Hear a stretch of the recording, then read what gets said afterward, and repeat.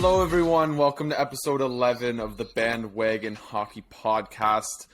Just Ryan and I, no special guest. This is not a deadline preview, despite our recent episodes pretty much all being deadline previews. It's been a busy week as we gear up for the deadline this coming Friday, March 3rd. And we've got some trades to talk about, and we might even have a couple more later in the episode, depending on what goes on with the Rangers and the Timo Meier situation. Things seem to be really heating up and coming towards a conclusion on both of those fronts. But first things first, Ryan, how are you doing?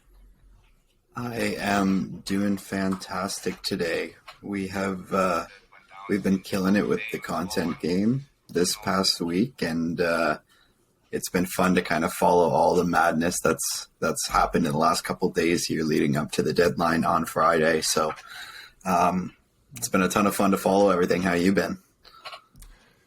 Keeping up with the deadline's been a bit messy. It's like it's almost like if you're off Twitter for an hour, you miss something. Like, genuinely. Like, there's been a few times where like I'll go to work on an assignment, or just because I was on reading week, so I wasn't very busy.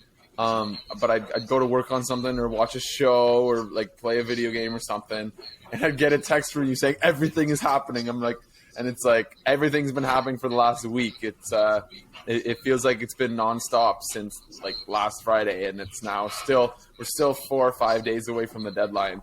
But we've got some trades to talk about. Looking forward to sort of dissecting them. They are significant. Some of the big balls to drop, I would say. Honestly, a bit of a surprise one. We'll start with the Boston trade. So Boston acquired Dmitry Orlov and Garnet Hathaway from the Washington Capitals, who kind of decided to sell out of nowhere. It was a bit of a surprise, just because they are sort of among those like 6 or 7 teams competing for the last 2 wildcard spots in the East.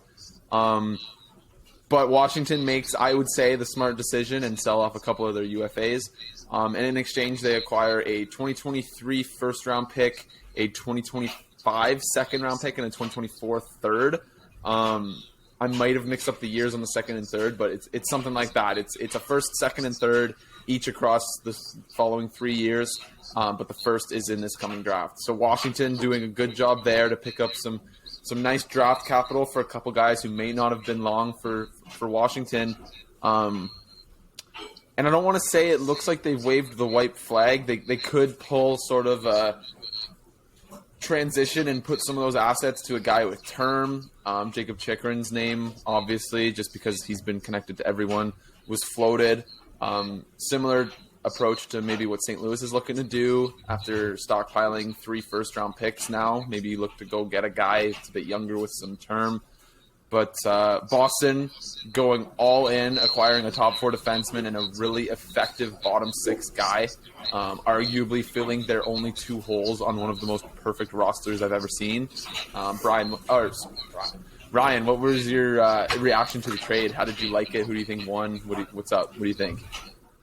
Yeah, this was one that really came out of nowhere for me. Like, I didn't hear any rumblings on it. It just kind of, well, I guess I shouldn't say I didn't hear anything. I kind of heard rumors that Orlov could be moved if Washington decided to be sellers. But like you said, they're right in the thick of a playoff, or right in the middle of a bunch of teams that are fighting for playoff spots right now. So it wasn't really expected that they were going to make that decision to sell off right now.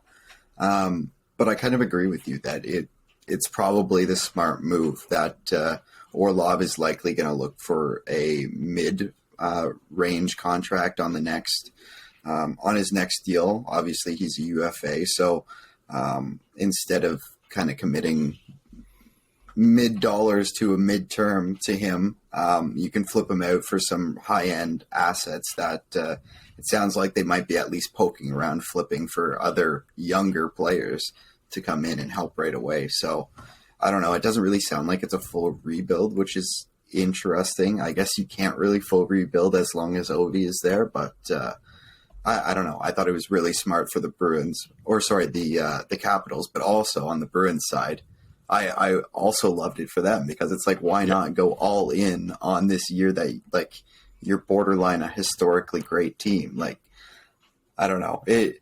And the price didn't even seem that crazy either. Like, the Capitals, they got good pieces back, but Yeah. Like a first, a second, a third, and like.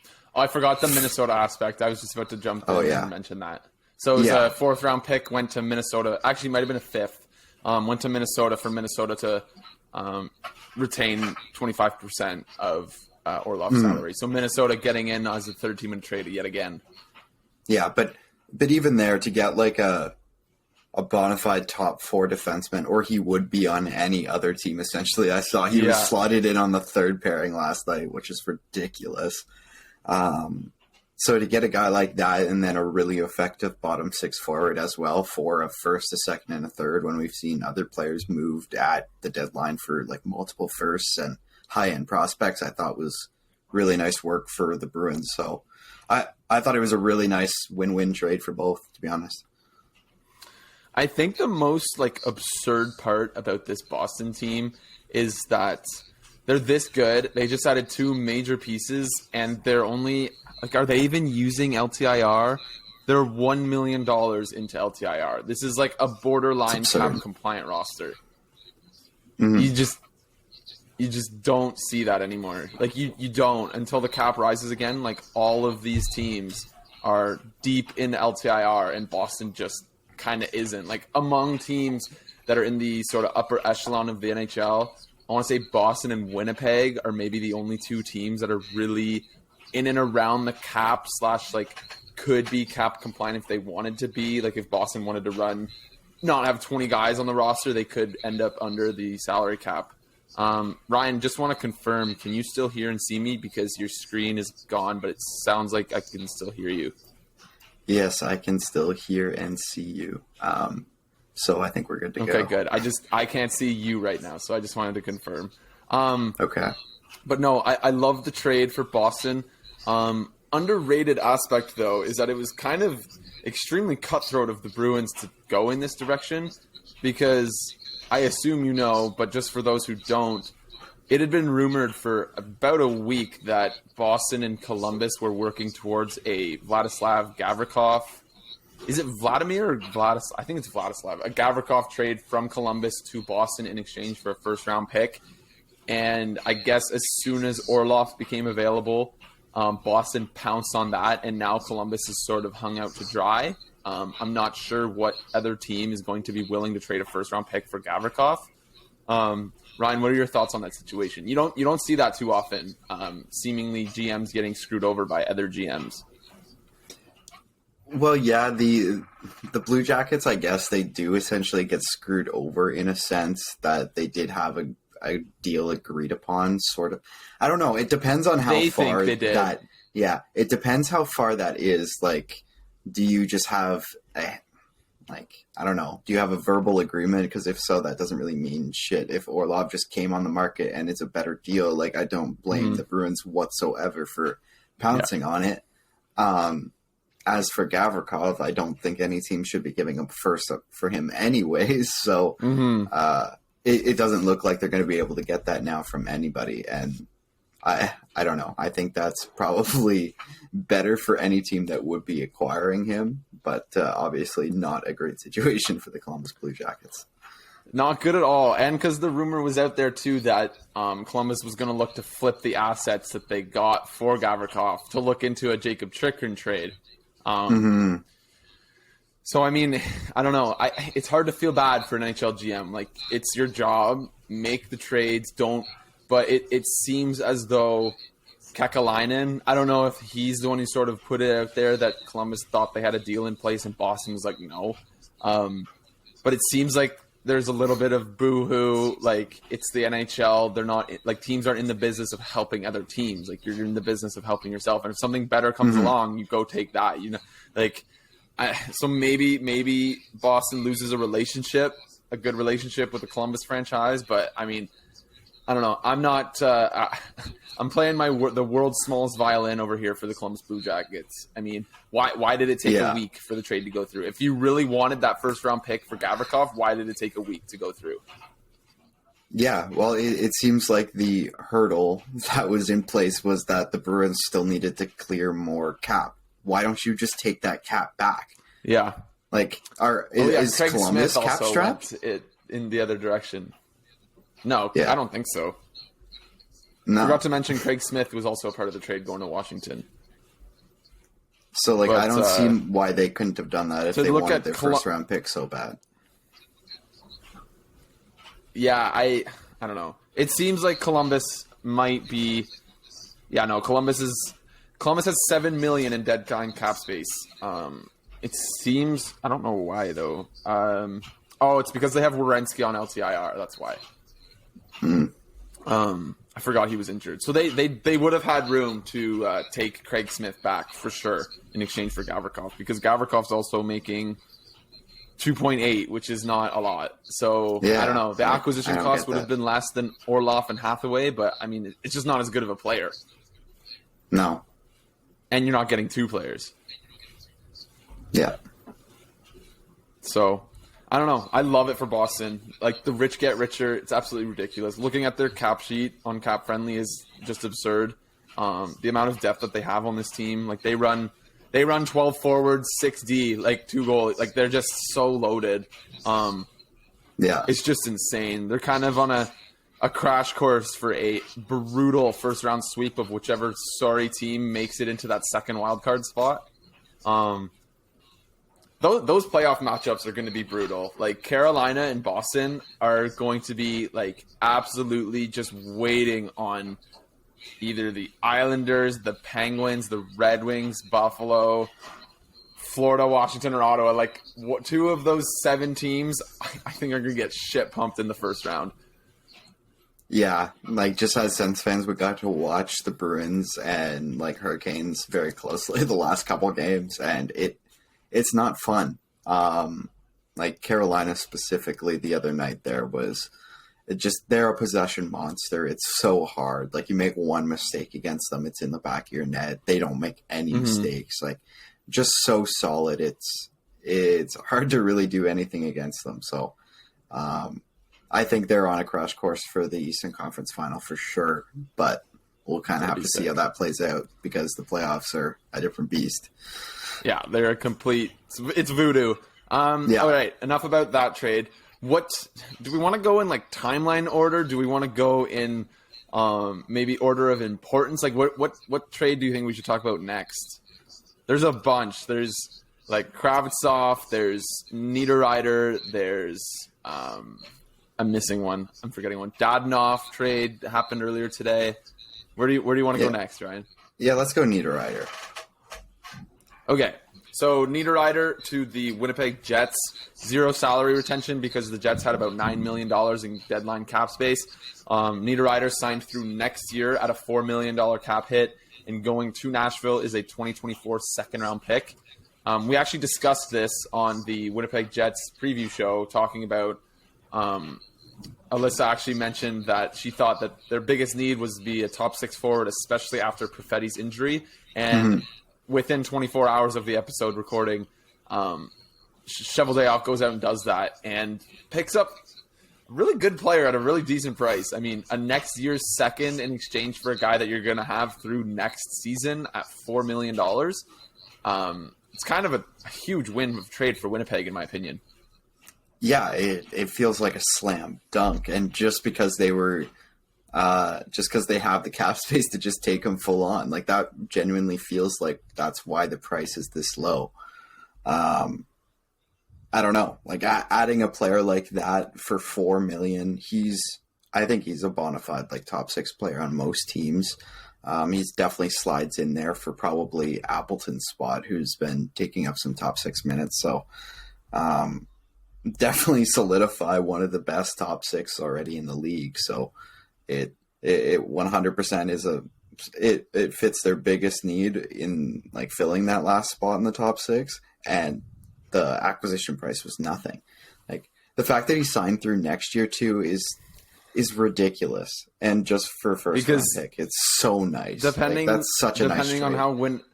Depending on how this next year or so goes for Winnipeg too, they could trade him next year's deadline if they really needed to.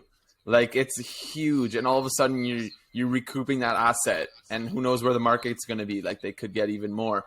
And Winnipeg, like, they might not be done. They still have, just looking at Cap Friendly, they have about $5.5 million in deadline cap space remaining, even after acquiring Neiderreiter at full value.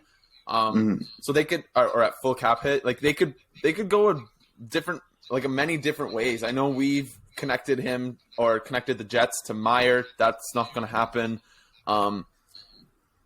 Maybe some more smaller names. They could go and get a couple depth guys. Maybe this is probably their big move, going and getting Neiderreiter. This might be their big swing, if you want to call it that. But maybe looking over at the Nashville side, they are surprisingly a lot more. They have $12 million in deadline cap space, and that probably has a lot to do with trading Nino Neiderreiter. But that's a team that kind of needs a rebuild, although they're very much locked into their current core. They've got some sort of periphery guys, maybe some guys that would have value but you might not want to trade, like a Matt Duchene or like even a Yusei Saros. You maybe don't want to pull the trigger on that, maybe in a year or two once Askarov is ready. But Nashville, like kind of in a similar boat to Minnesota here, they could go help out some teams, put trades through in exchange for some picks. They could continue to sell in hopes of sort of recouping some assets to turn around for next year, like what St. Louis is doing. But like Ryan, how do you think Nashville did on this trade? It feels like an underwhelming return for them. Yeah, I definitely feel the same. I feel like you definitely should have been able to get a first-round pick for that player on that contract. Like we've seen Brandon Hagel get traded for 2 first-round picks. Like I know he's not. He was on a much cheaper contract, and that's why he was traded for that price. But I don't know, when you get a chance to add somebody like that for a second-round pick, and you're seeing like contracts being dumped for a second-round pick, it feels like a no-brainer, right? Yeah. But for Nashville, like it feels like they're definitely going to kind of at the very least retool here.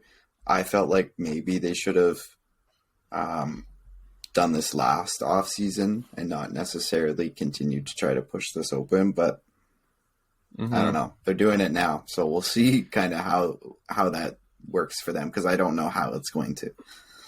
It's almost too late for them. Like they've like, just looking at their team right now, they've got Forsberg signed for the next 8 years, Duchene for the next 4, Johansson for the next 3, Granlund for 3, Sissons for 4, and then looking at the D, they've got Yossi, McDonough, Ekholm, 6 years, 4 years, 4 years respectively. They've got Dante Fabro is an RFA after this season, but he's 24. Is that really a guy you want to move when you're sort of looking into a retool? I don't think so.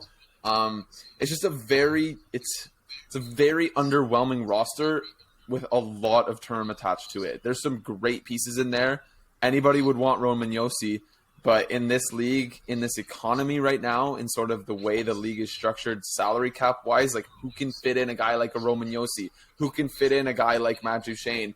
And who's to say Nashville would even want to move those guys, because David Poile has never been one to sort of sell. It seems like he's always pushing his chips in, and it's almost surprising seeing Nashville trading away a Nino Neiderreiter, especially when he signed through next season. Yeah, and I just don't understand the rush to do it right now too. Like we're a week out. I don't know why, if you've decided if you're going to be a seller, like why not drum up an auction for Nino Neiderreiter? I'm sure you could have gotten a better return for that. Like there's people willing to take on money for 25% of contracts as well. I'm sure a situation like that could have been out there for a team to up the return. I don't know. It seems like such a weird timing to really do this, especially for that return. Like I can understand really jumping at I can't say no return, but this certainly was not that. No, absolutely. And I'm going to be honest, Nino Neiderreiter, him being traded was the first I had heard his name come up in any sort of trade rumors. Like, and it wasn't a rumor, it was him being traded. So it kind of makes me think that Poile didn't really seek out all of his options for maybe maximizing his return here. Yeah, I would agree. I don't know. Like Love the trade for Winnipeg. Seems like he got offered it just kind of seems like he got offered a high pick and was like, sure, I'll take it. Yeah, it seems very rushed. But again, love the trade for Winnipeg. Look to see if maybe they'll do something else. I'm curious. They have lots of cap space remaining, especially once you start retaining some salaries. $5.5 million goes a long way. And they're very much battling. Like, what did they do last night? They lost again last night. They're at 71 points. Colorado's already passed them. Colorado's going to run away with their playoff spot, probably the division as well, because they've got 2 games in hand on Dallas. They're only 3 points back of Dallas, and Dallas is also reeling, although Dallas won last night. And so Winnipeg, like, they're not even really guaranteed a playoff spot at this point. They're 5 points clear of Calgary, although Calgary's in a different division. But like, Minnesota is right on Winnipeg's tails, like 1 point back, same amount of games played. So it's honestly no guarantee Winnipeg even makes the playoffs, which is not something I thought I'd be saying 2-3 weeks ago when they were top of the division, sort of looking like the class of the West. Yeah, and we were kind of talking about that a little bit with Alyssa yesterday too. Like, she was a little bit hesitant in the fact that we were suggesting that the Jets should be going all in just because they have been slipping a little bit here. But I guess they kind of found a good middle ground trade where it's not going and spending all your top assets for a Timo Meier. You trade a second round pick, which in the grand scheme of things isn't the end of the world for a very effective player who's signed through next year. So not at all. I don't know. I thought it was a very good trade for Winnipeg. It's a very shrewd move by Winnipeg. I love it. All right, let's move on to the next trade. Let's do, unless I'm forgetting one, I'm thinking the Kravtsov trade. Sorry about that. Had a little bit of technical difficulties there, but we are back. We're going to discuss the Rangers trade that went down earlier this morning. Was it last night or this morning? It is Sunday afternoon for those listening. I think it was as we record this. I think it was, it was definitely yesterday. So Vitali Kravtsov, former 9th overall pick in the 2018 draft of the Rangers, going to the Canucks in exchange for an AHLer, last name Sherwood, not really a significant piece, and a wasn't even Sherwood. It wasn't Sherwood? It's not Sherwood. What is it? It's Lockwood. Oh, that's close. I got the wood part. And a 2026 7th round pick. So obviously, given the return that the Rangers receive here, assets was not the main play. The asset was the, $750,000 in cap space that the Rangers pick up as they pursue a Patrick Kane trade.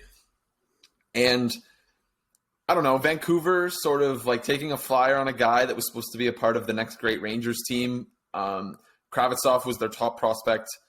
Drafted 9th overall in 2018. He was in the system when they drafted Kakko 2nd and Lafreniere 1st. Those 3 guys probably expected to spearhead the offense for the next, 10 years in New York hockey. Not the case. And so the Rangers sort of cut their losses and move on from a guy that just didn't really work out in New York. They get some cap space. They're gonna pick up Patrick Kane in the next few days. There's not really much to dissect here beyond that. Maybe we look more at the Canucks side. Like, Ryan, like, I know you like it from Vancouver's side for sure. Yeah, I thought it was a slam dunk from Vancouver's side because it's kind of the second trade they've waited out the return on a young player. It kind of feels like they did a similar thing earlier in the year to get Ethan Bear, who's really kind of settled into a nice role on their defensive core there as well. So clearly the Rangers were looking to get rid of somebody ASAP to start accruing that cap space to get Patrick Kane in. So I guess they were, I read too that they were kind of engaged in these talks a little bit earlier last week as well. And the Rangers were asking for Höglander in return for Kravtsov. But obviously that's crazy. Obviously that didn't come to fruition. And I guess when these Kane trades started to pick up a little bit yesterday, I'm guessing anyways, they wanted to dump the cap as quick as possible and called up Vancouver because knew they were interested. That's kind of what I read into this. Maybe Höglander isn't as much of an outrageous ask as I thought. I don't think he's with Vancouver right now, just by looking at their roster. Seems like he's in the AHL, so maybe The Rangers just were hoping for Höglander as the guy coming back rather than Lockwood, but I don't know. In terms of like roster impact, it's not significant unless Kravtsov pops off in Vancouver, which I think would be very cool. But no, this trade very much geared towards the Rangers' pursuit of Patrick Kane, and which is pretty fascinating. They're opening up cap space. It looks like they're gonna have just enough cap space in order to acquire Patrick Kane on Thursday or Friday. There's going to be some call-ups and send-downs to accrue some cap space leading up to the deadline. Super fascinating stuff for a cap geek like me. I think it's super cool what the Rangers are doing right now. Yeah, it's a ton of fun to watch, especially because they, by all accounts, it kind of seems like they did not plan on bringing Kane in with Tarasenko. So now they're kind of scrambling to make it happen, and they're going to be able to make it happen by like the last dollar right before the deadline. It's pretty cool. And just to speculate, like sort of like shooting the shit, like the return isn't going to be significant. Like there's no way the Rangers give the Blackhawks like a high round draft pick. It's already being speculated that, or not speculated, basically reported that they're not getting a first round pick, like 100% confirmed. I wouldn't be shocked to see it be a third rounder. Yeah, I wouldn't either. And you know what? Like Chicago just has to take it. They do. You got to There's take nothing else anything you can do. Yeah. It'd be like if like Philly just held on to Giroux last year instead of sending him to Florida for a distant first. Like you got to just cut your losses because the player has all their leverage. So really interesting stuff. Very excited to see what that trade looks like. Just as a side note, Buffalo up 6-3 with 2 minutes left in the second period. Just absolutely bonkers. What's Tage Thompson doing there? I know he got his 40th in the first period, but I don't know if he's added a few since then. Still got one goal, but Dylan Cousins has 2-1, so big game for him. Just thought I'd throw that out there. Noticed that as I was scrolling. Okay, transitioning over to the next trade that has gone down. We've got two more to cover as we try to wrap up this episode. I'm blanking. Oh, Dadonov. Dallas and Montreal sort of linked up for I don't want to call it an inconsequential. It's kind of a weird one. I mean, Dadonov going from Montreal to Dallas at a $5 million cap hit. Did Montreal retain anything? Yeah. Okay, so Montreal retained half of Dadonov's salary.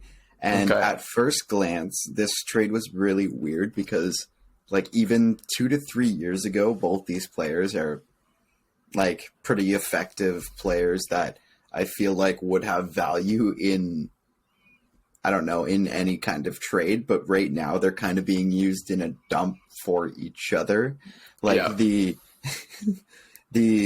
Canadians are dumping Dadonov's contract for a guy in Gurianov who has fallen off a cliff in the last couple of years, but is still a young player at 25. Yep. And I guess they're kind of taking a chance on a reclamation project, whereas Dallas completely gets rid of Gurianov's salary and gets Montreal to keep half of Dadonov's salary. So they essentially get a slightly better player. A slightly better player for slightly less money.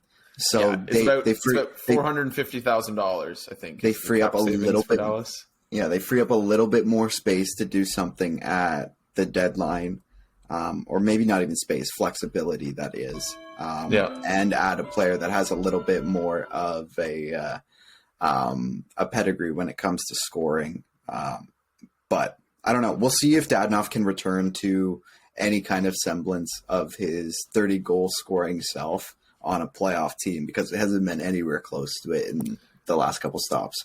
No, it hasn't. But, I mean, his production might be better than Gurianov's, who has 9 points this season. So who knows? It's kind of a low-risk gamble for Dallas. They also get a little bit of cap savings. Dadonov slots into probably the third line, which is probably where Gurianov was. But Dallas still has $2.94 million in deadline cap space. So they open up a little bit of space there. All of a sudden, you go from $2.5 million being able to acquire like a $5 million player at 50% to a $6 million player at 50%. So it's kind of like it's one of those things where you got to really sort of dig in to see the benefits to the trade for both teams, really. But yeah, not much else to add there. And then the last trade, the most recent trade going down, another St. Louis Blue bites the dust, head into Vegas, Ivan Barbashev in exchange for former first round pick in 2021, Zach Dean. I don't know. I love it again for St. Louis. They just keep on picking up assets. I'm not terribly certain how Zach Dean's development has been, but he's a very recent first-round pick, kind of on par with the fact that they acquired first-round picks for O'Reilly and Tarasenko as they continue this heavy sell, but at the same time soft sell because all of their best players are still on the team.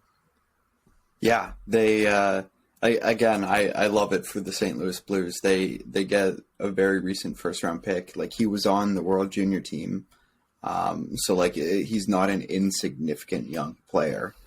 I know they were rumored to maybe get a first round pick for Barbashev, but I wasn't really, I don't know. I don't know if they were going to get that on the open market. So if the option is like a second and a lower prospect or this, I'm taking this all day long. So yeah, I like the asset management here from the St. Louis Blues. You get a very recent first round pick, a guy who's got lots of growth potential. I don't know. Like you said, it just seems like great asset management. They add another young guy to a young core that is starting to look pretty good in St. Louis. And this has some pretty fascinating implications with the Timo Meier situation, because it came out earlier that Carolina is out of the running, which is surprising because they had a lot to offer. So maybe Carolina was being a little bit stingy. But the two teams that are reportedly still in on Timo Meier are the New Jersey Devils and the Vegas Golden Knights. Mm-hmm. And it's kind of shocking to know that Vegas is still in it, even after acquiring Barbashev, because they just gave up their best prospect for Barbashev. I assume Zach Dean is probably their best prospect. They've traded away 5 of their 6 first-rounders in franchise history. He might be their second best prospect behind Brisson, or however you pronounce his name. I think his name's Zach Brisson. But yeah, like they're all about present talent, and they don't care about it. Like, they're so. No, but my point is that the implications are that, like, New Jersey's not going all out for Meier. Like, I think New Jersey might be pinching San Jose here. They're like, no one else wants this guy or is able to afford this guy sort of beyond this year. So it kind of seems like most teams are sort of out on Meier. Yeah. I think the qualifying offer really scares teams off. And New Jersey seems to be the only team, as well as, I guess, Carolina, but they weren't offering as much, and maybe Vegas, willing to deal with Meier's sort of contract situation. And both teams know that. And I imagine New Jersey's like, we're not going to offer you our best package because we know nobody else is involved. And the fact that Meier isn't a New Jersey Devil yet kind of speaks to the fact that maybe New Jersey's trying to pinch San Jose here. Because the fact that Vegas is still involved, given the barren asset cupboard that they have at this point, is kind of incredible. Yeah, that's just where I was going to go next. Like, the assets that Vegas has is very minimal compared to what New Jersey has. So, like you said, they must be penny pinching them. Like, you'd feel like Meier should be a New Jersey Devil by now, if these are the two teams that are at the end of it, because it's not even a question of who has the better assets to offer. New Jersey, like, legitimately probably has 6 different trade packages that are all, like, exclusive of each other that would trump Vegas's best offer. Oh, 100%. Like, I just want to see what's Vegas's draft pick situation. There's no way Vegas cap friendly. I just want to see, like, what picks they have. It appears, okay, so they have all of their first-round picks. They're missing their 2nd and 4th this year. They've got 2/3 this year, one of which from Buffalo, I assume from the Eichel trade.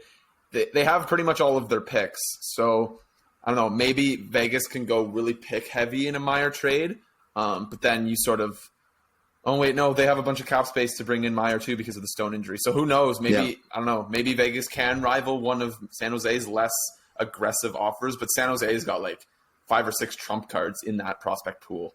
And they've got Dawson Mercer, who I know San Jose is very much interested in.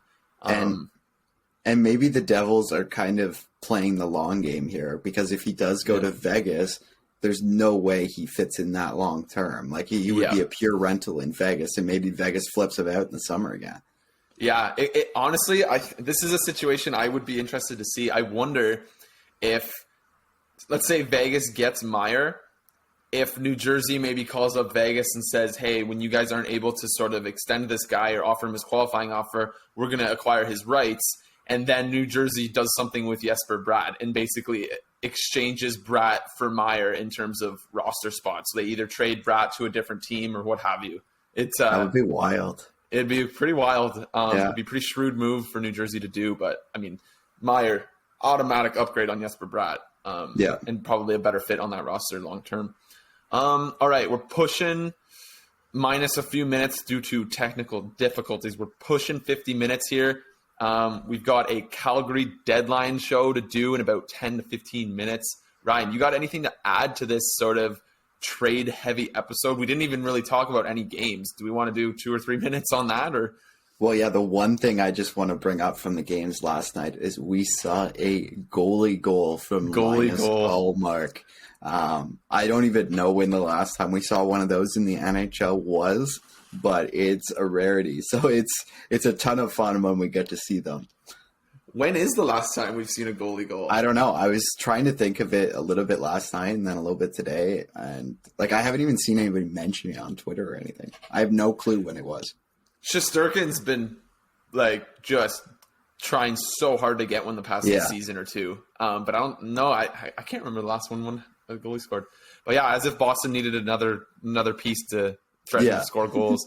Funniest part about that, Jay Fresh updated Linus Ullmark's player card, giving him the 100% finishing category, which is extremely funny for a goalie.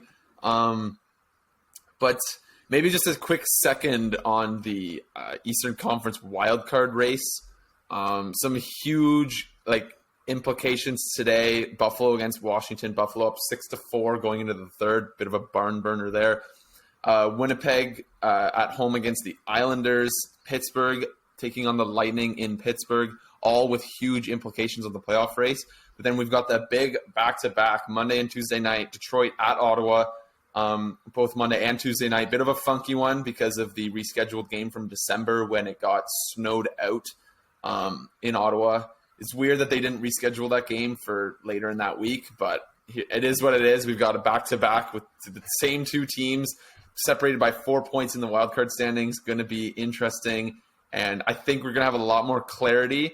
We're either going to have some crystal clear clarity on the wildcard picture in about 3 days' time, or it's going to be so much more chaotic with every team with a legitimate chance. Because as of right now, Ottawa is definitely this sort of the team on the outside looking in.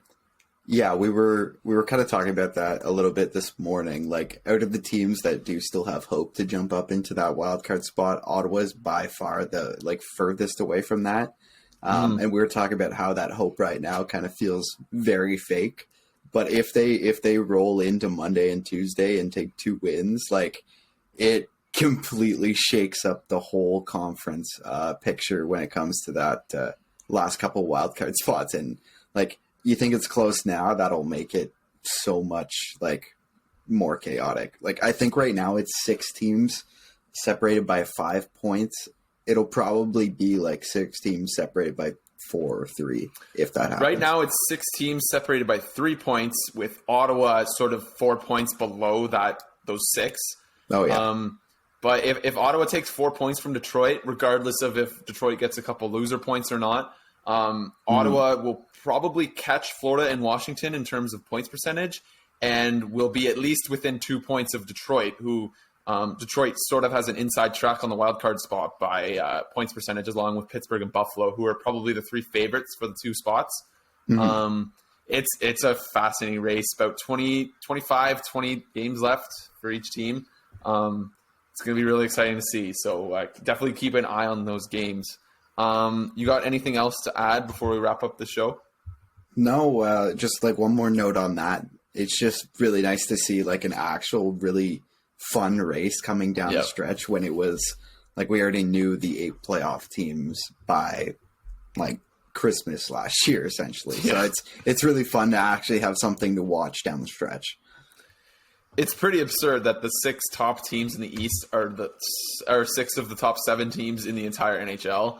Yeah. And then the 2 wildcard teams are probably going to be the last 2 teams in the playoffs in terms of like the whole 16 teams. Like it might be 15th and 16th place. Yeah. It's a funky conference this year for sure. Very top heavy. All right. Is that it, Ryan? Do you got anything else? Any other notes? That is all. I think that is all. Okay, this episode likely to be released a little bit later today. It is deadline season, so we don't want to take any more time than we need to get these episodes out. Ryan, hit that outro. So look for us, episode 11, Sunday night, Calgary Flames preview show, also Sunday afternoon /evening/night. A lot of content. Hopefully everyone's enjoying it.